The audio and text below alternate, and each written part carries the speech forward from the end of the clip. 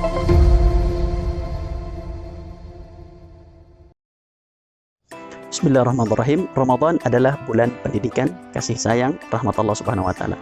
Barang siapa yang ingin punya generasi anak cucu keturunan yang soleh-solehah hafiz Quran, maka inilah bulan yang tepat. Minimal ada 3 poin besar yang harus kita pahami pendidikan Rasulullah SAW kepada para sahabatnya. Yang pertama adalah ilmu dan juga tauladan. Yang kedua, berkurikulum Al-Quran dan As-Sunnah. Yang ketiga adalah kesederhanaan. Maka kita harus memastikan bahwa tempat belajar anak kita adalah tempat di mana para gurunya paham 3 konsep ini agar anak kita bisa terbantu untuk melahirkan generasi terbaik, insya Allah. Dan bagi Bapak Ibu kaum muslimin dimanapun berada yang ingin zakat, infak, sedekah, wakaf, alhamdulillah pesantren Ihsan Al Hijaz menerima dan menyalurkan zakat, infak, sedekah, wakaf untuk para santri penghafal Al-Quran dan juga warga sekitar pondok pesantren. Semoga Allah Subhanahu wa taala mengumpulkan kita bersama Rasulullah SAW di surga Firdausnya dengan sedekah yang kita berikan kepada penghafal Al-Quran.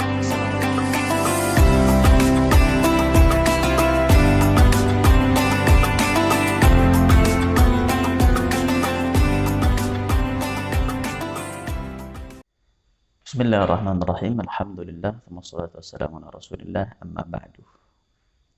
Suatu hari Allah Subhanahu wa taala memerintahkan Nabi kita Musa untuk belajar kepada Nabi kita Khidir.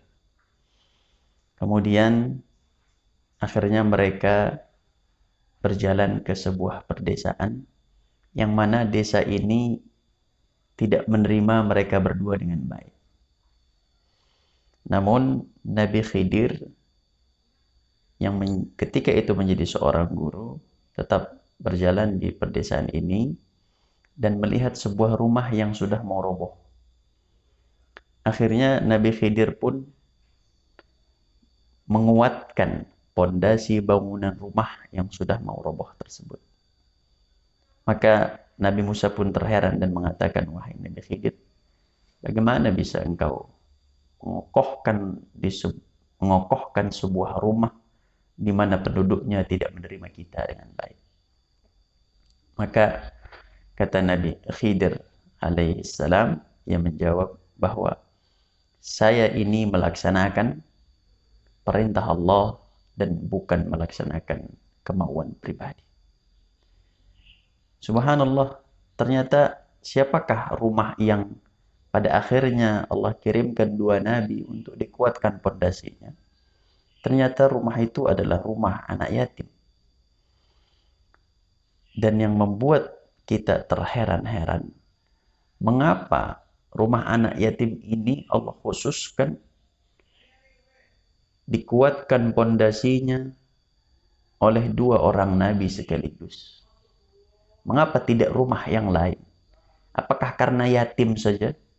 Kalau memang karena yatim, berarti seluruh yatim punya kelebihan seperti ini. Ternyata tidak. Bahwa kelebihannya bukan terletak pada keyatimannya, tapi kelebihannya terletak pada kesolehan orang tuanya. Subhanallah, itulah yang tercatat dalam surat Al-Kahfi, di mana Allah Subhanahu wa taala berfirman, "Wa ammal jidaru fakana lighulamaini yatimain." Adapun tembok yang ingin roboh itu adalah milik kedua anak yatim. Lighulamaini yatimain. Wa ammal jidaru fakana lighulamaini yatimain wa kana tahtahu kanzun lahuma. Dan di bawah rumah tersebut ada harta yang jumlahnya tidak sedikit. Wa kana abuhuma salihah. Subhanallah, Allah menyebutkan kalimat ini sebagai sebab dan alasan utama bahwa Allah menguatkan rumah tersebut karena di dalamnya ada harta yang memang perlu dijaga dengan pondasi yang kokoh, disebabkan wa kana abuhuma salihah, karena orang tuanya, karena ayahnya adalah ayah yang saleh. Subhanallah. Fa arada rabbuka ay yablugha ashuddahuma, maka Allah Subhanahu wa taala ingin agar mereka ketika sudah besar nanti mendapatkan harta tersebut. Wa yastakhrija kanzahuma rahmatan min rabbik. Lagi-lagi ini adalah bentuk rahmat Allah kepada mereka berdua anak yatim, berkat kesolehan orang tuanya.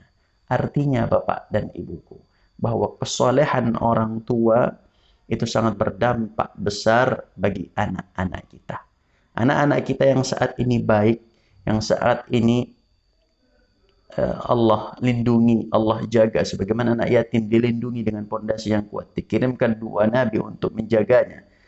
Kemudian Allah Subhanahu wa taala ingin memberikan rizkinya kepada kedua anak yatim ini. Mungkin yang kita rasakan saat ini, kebaikan saat ini, ialah berkat rahmat Allah melalui kesolehan dari orang tua kita. Maka sudah seharusnya dan seyogianya orang tua harus memiliki sifat saleh dan salehah untuk menjadikan dan meyakinkan ketika kita nanti berpulang ke hadirat Allah, kita yakin anak kita dijaga oleh Allah Subhanahu wa taala. Aku qouli hadza wa astaghfirullah li wa lakum. Assalamualaikum warahmatullahi wabarakatuh.